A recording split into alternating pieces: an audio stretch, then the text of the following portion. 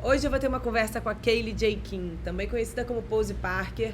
Ela é uma inglesa, mãe de 4 e uma das maiores ativistas pelo direito das mulheres no mundo hoje. Está com data marcada para chegar no Brasil no dia 1º de fevereiro, onde no Rio fará uma edição do seu evento Let Women Speak, que já circulou as maiores cidades dos Estados Unidos, Europa e Oceania. Espero vocês lá, hein? A giant poster quoting a definition of the word woman has been removed from a wall, qualified as hate speech. The point of this campaign was simply to highlight the absurdity that saying woman equals adult human female is an offensive thing to say. Hundreds of protesters have squared off in the city over a prominent international activist. Kellie-Jay. Kellie-Jay. Kellie-Jay. Just organised an event in Australia and New Zealand called Let Women Speak. And the point of the event was to allow women to actually talk about issues without being shouted down by men dressed as women. Predictably, at the event, Kellie-Jay was attacked by men dressed as women. And they celebrate women like myself. In your own lives, you feel like you cannot speak, and we are not going to be quiet anymore. Go home and get out of here. Those people over there, the police are facing you because you're the bloody bad guys. This is right in the thick of it. As you can see, protesters are trying to push the line back. We here are here to be present. We're here to be counted. We're here to be heard. And we will be seen. From this moment on, we are not afraid. We will not be quiet. We will let women speak.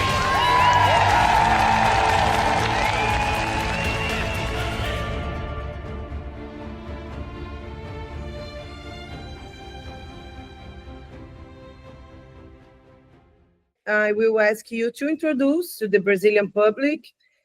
Could you talk about how did you start in this fight? Yeah, sure. So I'm 50, I'm married, I've got 4 children, and about 10 years ago, we elected a conservative to be prime minister, and I was very much on the left. So I had no idea that we were going to vote for a conservative. And I joined online groups, and in those online groups, it was supposed to be just for women. There were loads of men that called themselves women. And what was more alarming about that was the way women behaved around these men. So women would treat them like they were just incredible women. And when I started raising questions, I was told I wasn't allowed to speak. And so then that's all I wanted to do. And at that time, I was just a stay-at-home mother. And now I do this. So I think I'm just one of those women that you are not going to tell me that I can't speak the truth. It's not going to happen. And it just went from there. It's about also the control of our speech and all the words that before had other meanings, no, like a woman. Yeah. And how do you think it operates in this way through the language? Well, I read recently that the best way to propagandize an idea is to not speak about it. So if you want, in the UK, what happens is that these men have worked very quietly through all of our organizations and our institutions. And they did it before there were so many visible men in dresses. And so they changed legislation when nobody really understood what the consequence of that change might be. And one of the things they did is slowly, and in the United States, it was a lot worse, but now they have Donald Trump, and who knew that we would all celebrate the president of the United States as a hero? But what they did is they changed little bits of language. And the way you change language is 2 things. Number 1, you dilute what it means. So what the word woman means now includes more things. I mean, it doesn't really. We know it doesn't. Yeah. But in legislation, woman now means more things. In common language, woman now also includes men. And then the other thing that you do is language that is specifically for women. You erase that language. So in the United Kingdom, we don't say breastfeeding. In some of our literature, we might say chest feeder. Or you might say cervix haver for when you have cervical cancer or a cervix. So these are the two ways that it happens. And then you can do anything once you have this switch of language. And if your audience doesn't know anything about me, when I started this in 2018, I put a billboard up of the dictionary definition of the word woman, and it was removed for hate speech. Yeah, in Liverpool and Birmingham, no? Yes, it was. Well Yeah, done. I do my research. Why do you think the left embraced so much this agenda, and why rejecting it is labeled as right-wing? Oh, well, right wing is a very good thing to accuse anybody of, to try and encourage them to shut up, along with Nazi, white supremacist, racist, transphobe. All of these words are used to try and make us be quiet.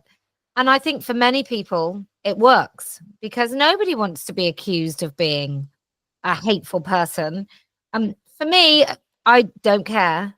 I just want to be able to speak. So you can call me whatever you want to call me. It doesn't mean that a woman has a penis.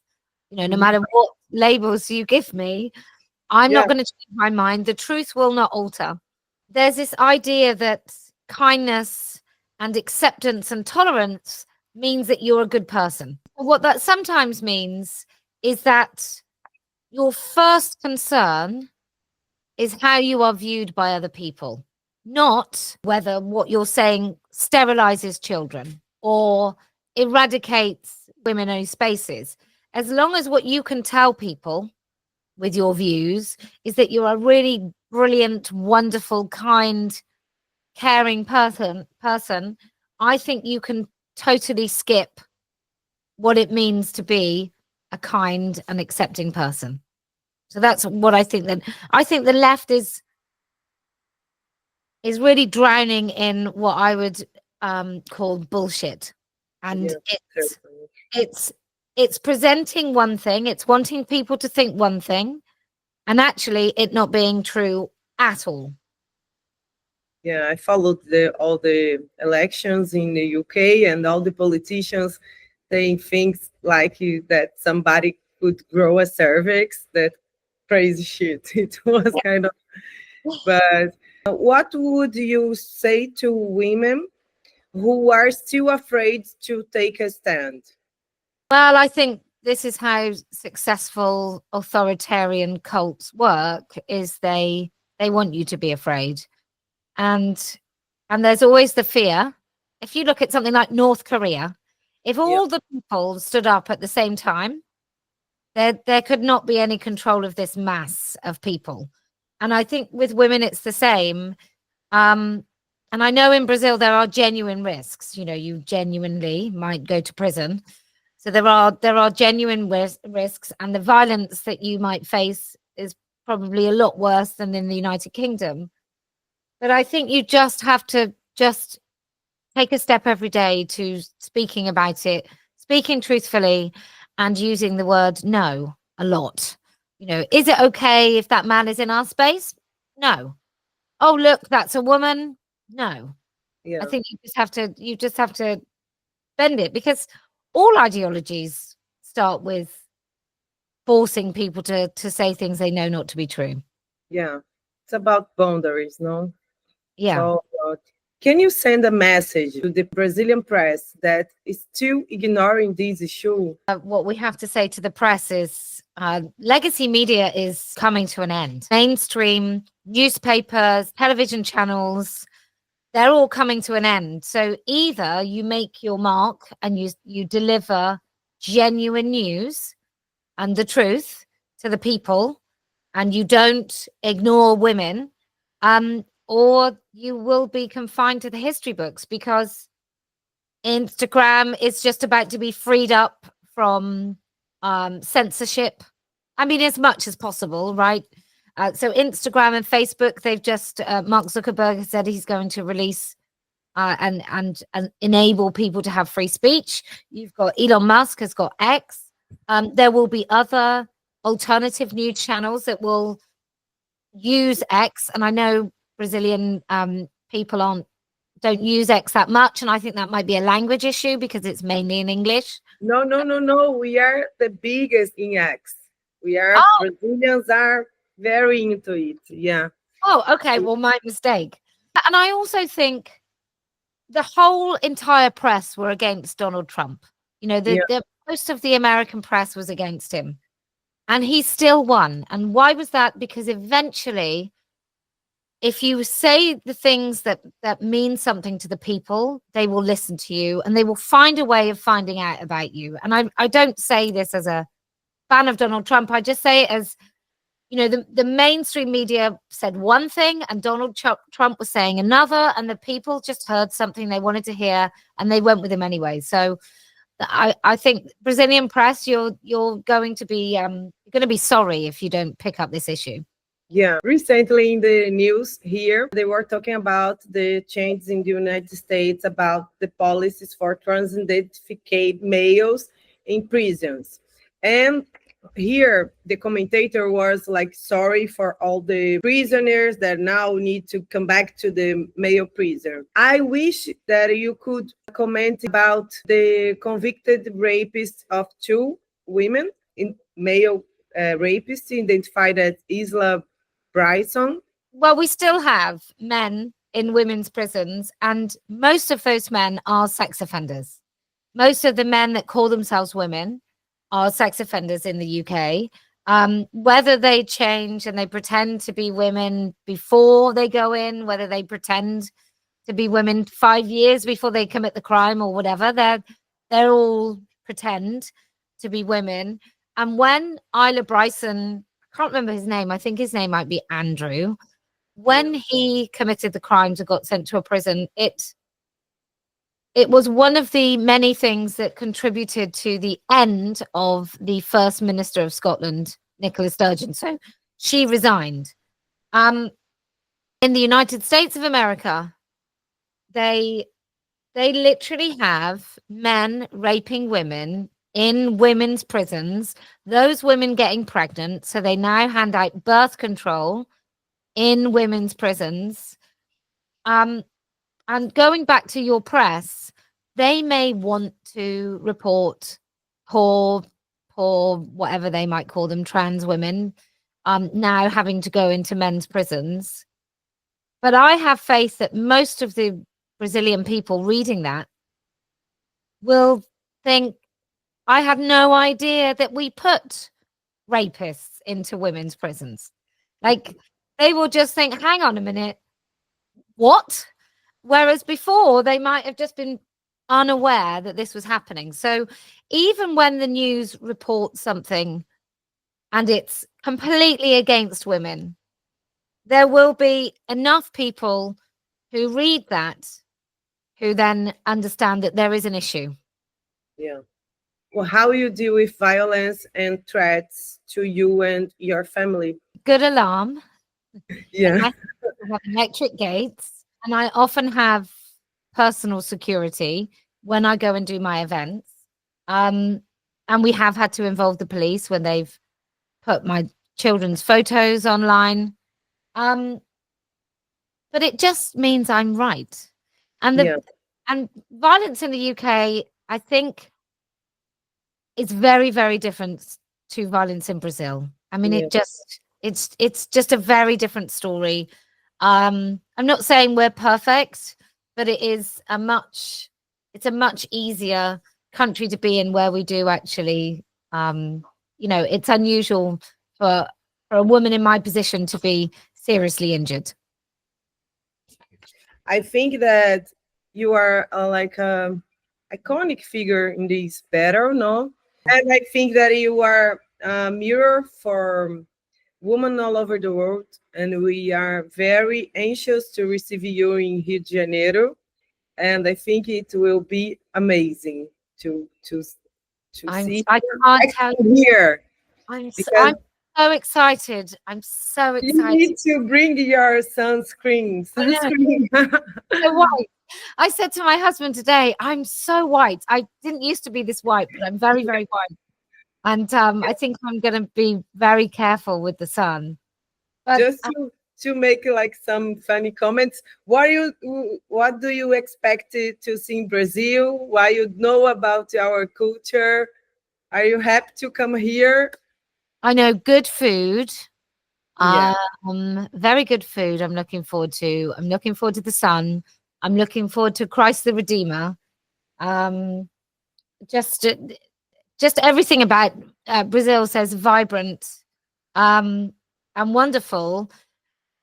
And I did think conservative. So I thought maybe like the Portuguese, you were also quite conservative, and I don't mean sort of socially that you don't have lots of fun. I just mean I just assumed that this would not be a big issue for you like the rest of South America where they're not so conservative. And I thought you were very, very Catholic. So I've got lots to learn.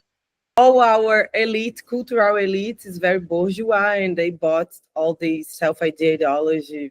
There's lots of money though, right? Yeah. A lot of international money also for the foundation, Soros, the men's in politics, You have now a politician that identifies as a woman persecuting a feminist to say that the most voted woman was a man in reality. She's being persecuted in a federal stance, and we don't have a legal precedent in Brazil as in England. The media is so quiet, and we always. So I was first interviewed by the police in 2017, 2018, and we had. It was reported in the news. Like I was the first person ever to be interviewed about this bullshit to do with speech and calling men men. But it did get covered in the news, and we're a very, very old country. And whilst this ideology has taken hold and sterilized children, there's a big fat layer of people that just won't have it. It's just not going to happen. We can't go any further. But it is the left that are driving it forward everywhere. I prepared this. I tried so hard to prepare this, but I got nervous a bit. And we are so happy that you are coming. And if all the lovely women in Brazil just speak up and speak the truth and look after themselves as if they were their own daughters, then I promise we will win. If you make sure when you're at the hairdressers, when you're getting your nails done, when you're in the shop, when you go to a changing room, that you just tell another woman that you know that it's okay to speak about these issues, then I promise we will win. And do you know why else we're going to win? Because I never lose. Incrível. Thank you so much. Thank you so much. I'm so happy. Thank you so much for your time, and see you in Rio. Oh, I'm so excited. Sunscreen and a bikini, but we can buy a bikini here also. I would rather die than wear a bikini, but thanks so much. You know what? We are close to the carnival. Bring your fantasies, girl. Oh my God, I can't believe it. I'll come as a global transphobe. I'll come. Oh, that's good. That's a good one. That's a good one. All right, nice to see you. Nice to see you. Thank you so much. Cheers. Bye-bye. Bye. Bye.